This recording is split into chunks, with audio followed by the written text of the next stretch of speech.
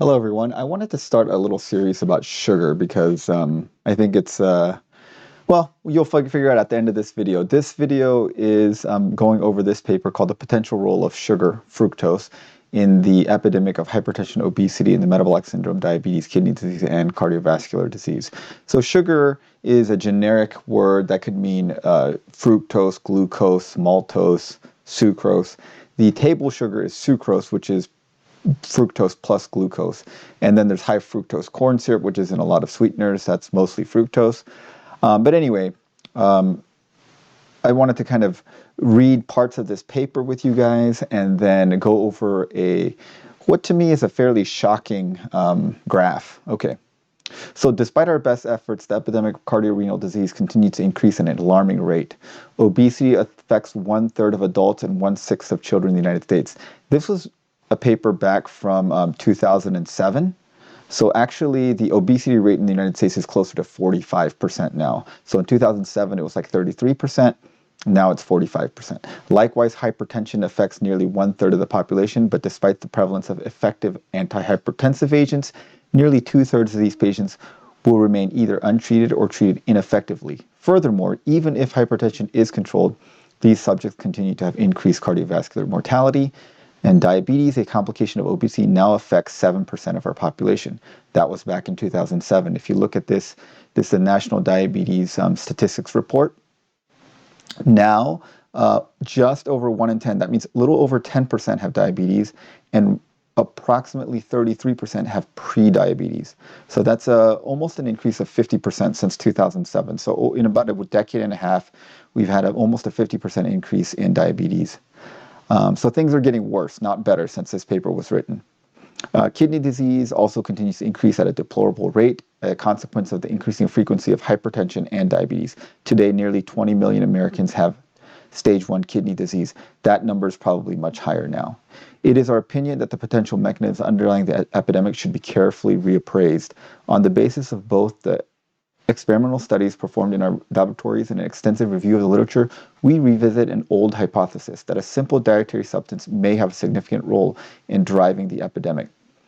Interestingly, reappraising the role of sugar and its influence in the development of cardiorenal disease may lead to a new understanding of why certain populations, such as African Americans, Native Americans, Maori, and Australian Aborigines, are at greater risk of developing this disease. Okay, now I'm going to scroll down and get to the meat of this, and that is this graph right here. So I blew it up here. What we see here is sugar consumption per year. So how many kilograms did each person eat of sugar per year? Back in the 1700s, so these open circles are data from the United Kingdom. The dark triangles are data from the United States, because the United States data started in 1975. And then this is the rate of obesity in the United States. So this is now sitting at 45%, which is right here. All right, so look at this. Back in the 1700s, the average person ate 4 kilograms of sugar. That's roughly 8 pounds, a little over 8 pounds of sugar a year, which seems like a lot of sugar, 8 pounds of sugar a year. Now look at what happens. Around the 1850s, this graph just goes up and up and up. Interestingly, the two drops probably correspond to World War I and World War II. Then here we're at the point where the average person is consuming about 70. So this is the obesity prevalence. This is the kilograms of sugar. So look, it's about 70 kilograms. 70 kilograms is about 150 pounds. The average person is now eating about 150 pounds of added sugar. This is not sugar that's in the food already, like fruits and stuff. This is added sugar. So in the 1700s, about 8 pounds of added sugar. Now, 150 pounds of added sugar. Just think about it. That's basically like an average body weight in sugar, like a lean body weight. Like the average human being should weigh roughly about 150 pounds. And that's about how much sugar we are eating per year. All right, so there's a interesting historical thing here that talks about it.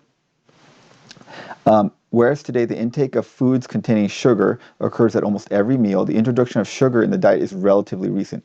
Before the introduction of sugar, the primary sweetener had been honey.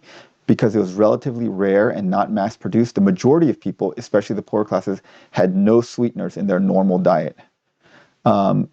Sugar derived from sugarcane was first developed in New Guinea and the Indian subcontinent. Then later on, with the discovery of the New World, Christopher Columbus brought sugarcane to Santo Domingo on the island of Hispaniola, which is now Haiti and the Dominican Republic. This became, sugar became a very much more common substance at that point. And then, so before 1700s, people even had less than 8 pounds of sugar. But here, so it says the average per capita intake of sugar in England was 4 pounds in 1700 and 18 pounds in 1800.